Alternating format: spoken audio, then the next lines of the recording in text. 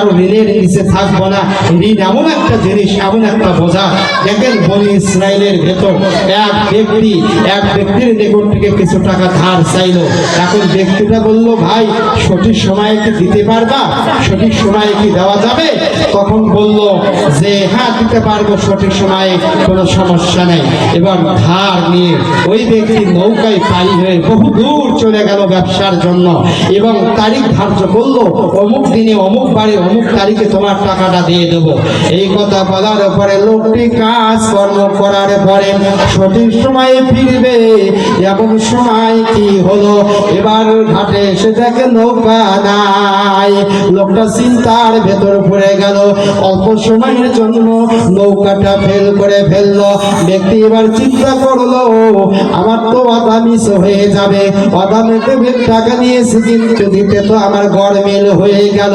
এবার লোকটা চিন্তার ভেতর যখন পড়ে গেল, লোকটা বুদ্ধি খেটে একটা কাঠের টুকরা এনে কাগজে লিখলো, ভাই আমি দূরে এসেছিলাম, অল্প সময়ের জন্য নৌকাটা ফেল করেছি, কাগজের চুরুকুটে লিখে দিলাম আর দিরহামগুলো কাঠের ভেতরে দিলাম, এইগুলো আমি নদীতে ভাসাইয়া দিলাম। ভাই গো, আমার বিশ্বাস আল্লাহ রাব্বুল আলামিন অবশ্যই তোমার কাছে পৌঁছায়া দেবে, বলেন সুবহানাল্লাহ। এই কথা বলে লোকটি অপেক্ষা করলো, ওই কাঠটি চলতে শুরু করলো। এবার যে লোকের কাছ থেকে ধার নিয়েছিল ওই লোকটি নদীর ঘাটে এসেছে।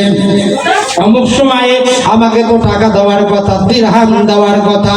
ঘাটে এসেছে, ঘাটে আসার পর ওই লোকটি দাঁড়ায় আছে, দেখে নৌকা আসলো কিন্তু লোকটা আসে না। লোকটা এবার চিন্তা করলো, কথা মতো ব্যক্তি নিল কিন্তু দিতে তো পারলো না, ঘটনাটা কি? এরপরে লোকটি যাওয়ার সময় একটা কাঠের টুকরো টের পাইলো, কাঠের টুকরাটা নিয়ে বাড়ির দিকে চলে গেল। চাল দেওয়ার জন্য কুড়াল দিয়ে যখন চোট দিল, ওখান থেকে দিরহাম বের হয়ে আসলো, কাঠের একটা চোরগুট বের হয়ে আসলো। লোকটি পরে চোখের পানি টপ টপ করে ফেলে আর বলে, আল্লাহ তুমি এত শক্তিশালী, এত ক্ষমতার মালিক, আল্লাহ গো আমার টাকা আমার কাছে পৌঁছায়া দিয়েছো, লোকটার মাথাও তুমি ঠিক রেখেছো, বলেন সুবহানাল্লাহ। যদি সঠিক নিয়ত করি, সঠিক সময়ে ঋণ পরিশোধ করবো, সঠিক সময়ে দিয়ে দেবো।